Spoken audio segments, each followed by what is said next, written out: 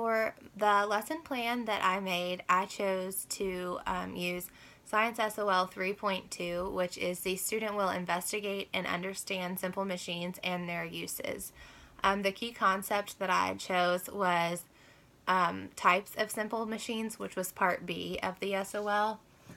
So to first start off teaching the lesson, I thought it would be fun to incorporate music because I like music, and I happened to find a rap about simple machines that is kind of catchy, and the kids might even pick up on the lyrics and have it stuck in their head, which is really just practice for them knowing the different types of simple machines. So I planned on showing that first as kind of the attention getter to grab their attention about simple machines. And then I also had planned to bring a box or a bag of simple machines that we see in our everyday life, and that students could look around our room or look around their homes and find the different types of simple machines. So that would include things like a light switch, mini blinds. There are like a knife and a slide and stairs, elevator, things like that are all simple machines that we see on a regular basis for them to associate in their minds with those images, or whether it's an actual physical item for the simple machine. After showing them the box of simple machines, I was going to show a slideshow either on PowerPoint or on a smart board where it's interactive of the 6 different types of simple machines, which are lever, pulley, wheel and axle, wedge, inclined plane, and a screw. I wanted to show pictures and give the definitions of each one of these. So this is when we would really kind of dive into what each simple machine is and what they are used for, and some more examples of those. After the slideshow, I had prepared 6 stations throughout the room that are tailored to each simple machine. So there would be a lever station, a pulley station, a wheel and axle station, and so on. And I was going to break up the students into groups and send them to each station and go over the instructions as a whole group, but also there would be printed instructions at the station.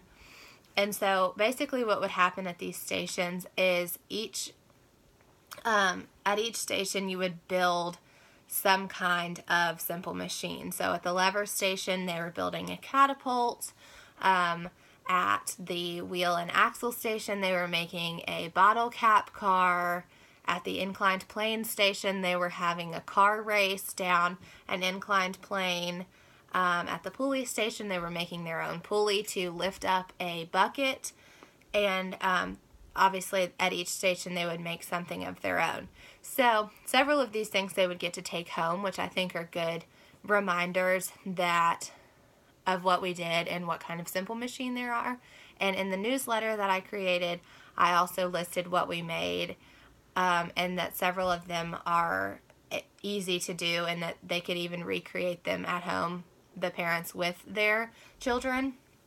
So after the students have rotated through all of the stations, we would go back to their desks and review what we had gone over that day. And also while they were at the stations, they would be working in their science notebooks to add pre-cut images of a simple machine and the definition to their science notebook. So once they get back to their seat, they would be talking about what they added to their notebook and review the different types of simple machines and their uses.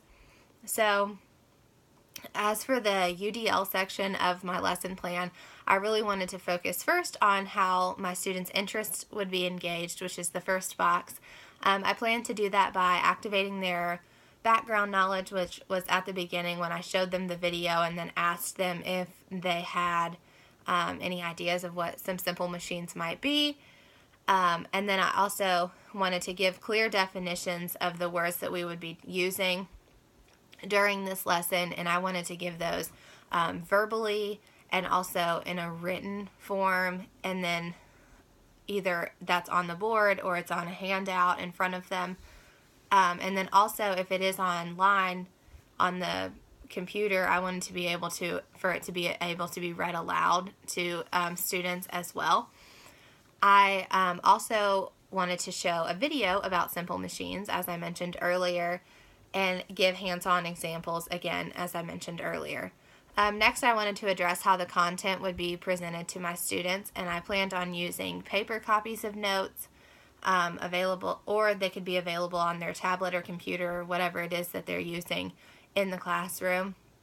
And I wanted to include computers that have access to voice-to-text features for the writing portion in their science notebooks, because their science notebook could be virtual on their computer, or even the read aloud feature for notes, or some of like the lyrics from the song that we listen to.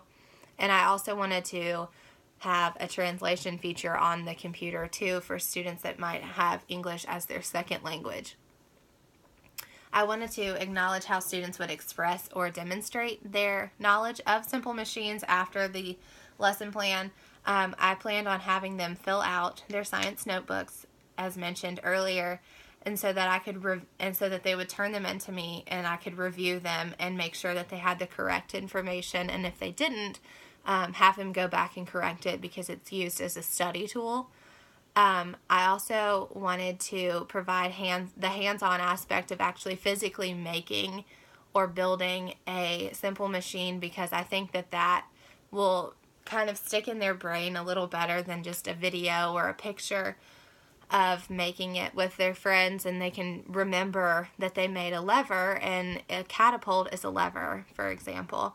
I also wanted to give clear expectations for my students and of what I wanted them to know, which is the 6 types of Simple Machines and their uses.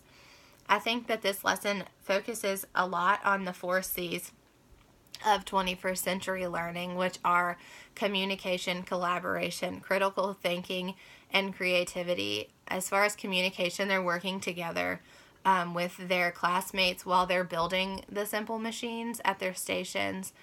Collaboration, again, they're all working together, and they're having to figure it out as a team to build these Simple Machines. Critical thinking, they're thinking outside of the box.